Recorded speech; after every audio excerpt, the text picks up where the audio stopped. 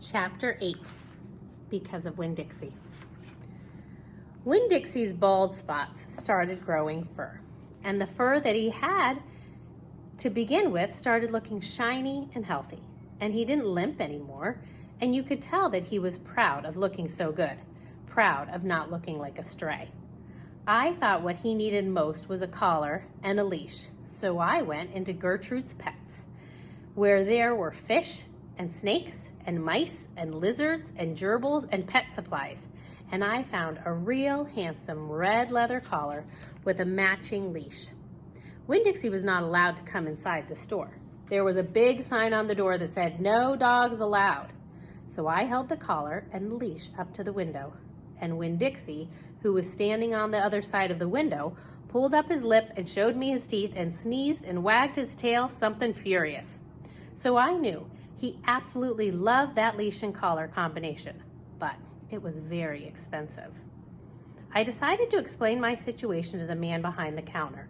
I said, "I don't get a big enough allowance to afford something this fancy, but I love this collar and leash, and so does my dog, and I'm thinking that maybe you could set me up with an installment plan."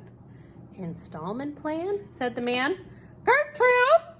someone screamed in a real irritating voice. I looked around.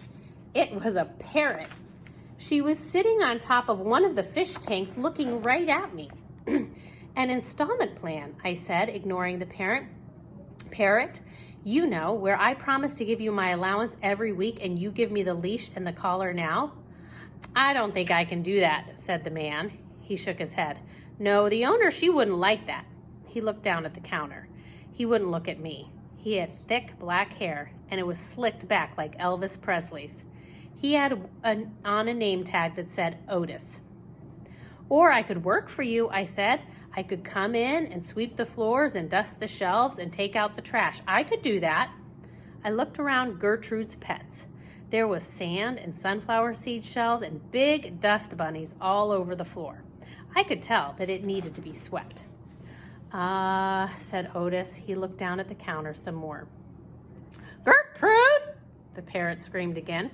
"I'm real trustworthy," I said. "I'm new in town, but my daddy is a preacher. He's the preacher at the Open Arms Baptist Church of Naomi, so I'm real honest. But the only thing is, when Dixie, my dog, he would have to come inside with me because if we get separated for too long, he starts to howl something terrible." "Gertrude doesn't like dogs," said Otis. "Is she the owner?" I asked. No. He finally looked up. He pointed at the fish tank. "That Gertrude, the parrot. I named her after the owner." "Gertrude's a pretty bird," screamed Gertrude. "She might like Winn Dixie," I told Otis. "Almost everybody does. Maybe he could come inside and meet her. And if the two of them get along, then I could have a job." "Maybe," Otis mumbled. He looked down at the counter again. So I went and opened the door, and Winn Dixie came trotting on inside the store. "Dog!" screamed Gertrude. "I know it," Otis told her, and then Gertrude got real quiet. She sat on the top of the fish tank and cocked her head from one side to the other. This is what happens when you cock your head, like a bird would do. See it? And Winn Dixie stood and stared back at her. He didn't hardly move. He didn't wag his tail. He didn't smile. He didn't sneeze. He just stared at Gertrude. And she stared at him. And then she spread her wings out real far and flew and landed on top of Winn Dixie's head. "Dog!" she croaked. Winn Dixie wagged his tail just a little tiny bit. And Otis said, "You can start Monday." "Thank you," I told him. "You won't be sorry." On the way out of Gertrude's Pet, I said to Winn Dixie, "You are better at making friends than anybody I have ever known. I bet if my mama knew you, she would think you were the best dog ever." Winn Dixie was smiling up at me, and I was smiling down at him. And so neither one of us was looking where we were going when we almost bumped right into Sweetie Pie Thomas. She was standing there, sucking on the knuckle of her third finger, like that, staring in the window of Gertrude's Pets. She took her finger out of her mouth and looked at me. Her eyes were all big and round. "Was that bird sitting on the dog's head?" she asked. She had her hair tied up in a ponytail with a pink ribbon. But it wasn't much of a ponytail. It was mostly ribbon and a few strands of hair. Yes, I told her.